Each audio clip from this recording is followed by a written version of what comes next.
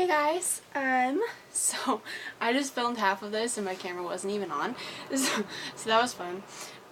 Okay, so this video is fashion and how to dress with an ostomy and how to go about certain situations and stuff. So the first question that I was given by Donna, she said, what position would the bag be in? And for me, I always have it straight down. Like I don't fix it any different way, but some people will, and this is for two pieces, they'll pull it horizontally and they'll be laying across their stomach. I don't want to do that, mainly because changing it would be so hard. I would never want to do that. The next question is, does it stay in one position? The bag itself, depending on how well it's secured, can move around. I know that when I went to the water park for the first time, it did kind of move a little bit, but the wafer itself doesn't. It stays pretty secure. How far below the stoma do your jeans start? For me, my stoma is about right here, and my jeans are way down here, so I don't have a problem with that, but some people, their stoma is farther below where mine is. It's like at the jean level. If that was the case, I would either say get high rising jeans, because then the elastic wouldn't be right on your stoma, or if it's a temporary one, you can get it resituated. I don't know what the surgery is on that, but I'm just saying that's a possibility. The next question is, are there any type of pants you can recommend? Like I just said, for high-waisted, that would be better if you have a lower stoma, but mine is higher up, so any kind of jeans are fine for me. Tops, that's why I wore this shirt specifically. This one has a really cool pattern on it, so like if you look at me, I look skinny, like I look normal, and you can't even tell, right? So you want a busy shirt. You want something that is like distracting, and like flannels are good. Sweatshirts are my best friend. All kinds of stuff like that. Things that are striped or patterned or big.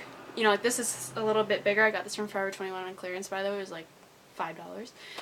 Anyway, so I would suggest that. But you know, if some people don't like patterns, you can get a solid shirt, but you'd have to empty it more often. It's up to you. The next question is, there aren't any more. So for me personally, I like to wear these kinds of shirts. I do have shirts that I have a black, the V-neck, I don't know where it went. I've been wearing it for like 2 days straight. I wore it to church, and then I had this kimono over it. And don't worry about the clashing, I'm not going to wear it today. So I just have my black V-neck, and then just put it on over it. And what's really great about these is that if your bag does start to puff up, you can just pull it around and just kind of hug it, because then no one can see your stomach. But, you know, I was in church, and I went to the bathroom, and we have a full-length mirror in the bathroom, and I went to look at it, and I'm like, you can't even see it, because it's black. Like, you can't see anything if it's black. Black is one of the most flattering colors you can wear. So I would say dark colors are really good, because it's really hard to see any kind of bulge. But with this kind of shirt, it's hard, because it's so busy and there's so many things people are looking at, they're not looking at one specific part of you. I know I've mentioned this in other videos with Spanx, so let me show you my whole setup. So I hope you can see it. So I have this on, and then I have a tank top. And you can kind of see it through the tank top, but that's just because this isn't the same day that I changed it. When it's the same day, you don't even see it. So then I have the Spanx, and it is kind of puffy. I don't really know why, but it covers up to about right here, and that's really good because you want it to do that. I think it's really great. I enjoy wearing Spanx. They don't suffocate me. I can wear them all day and not a problem at all. I wear them to work for 4 to 6 hours, and I don't even notice. Like, I completely forget that it's there. But you don't want to completely forget. I mean, forgetting for like 30 minutes is fine. Just be conscientious about what you eat during the day, because if you eat a lot during the day, a lot's going to come out later in the day. So just be aware of that. Like, if I eat something, say, like a few enchiladas before I go to work, I will eat them right before I go to work, because the likelihood is they'll come out when I'm home. They're not going to come out in that 4-hour period when I'm at work, because they'll be digesting at that point. So if you're going to eat, say like you work 11 to 3. So if you get up at 9, eat a small breakfast, say like bacon and eggs.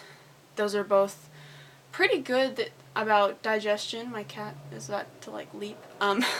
So not a whole lot of output. And then if you say like you leave at like 10:30, eat like a sandwich, and it won't come out that fast. Some of it will, depending though, because bread can either slow down or speed up. It really depends on the person. Those are kind of all of my tips when it comes to fashion. Um, Yeah, I would say kimonos are great. Flannels if you're wearing like a solid shirt and you want to have something over it. I always like doing that. I don't like wearing just a shirt unless I know that it's puffy, like this one's really flowy. If it's not for that, those are pretty much all my tips. I mean, it's pretty simple, and flannels and stuff like that, you can find them at the thrift store for like $2. That's where I found mine. So those are basically all of my tips. I hope you guys enjoyed this, and I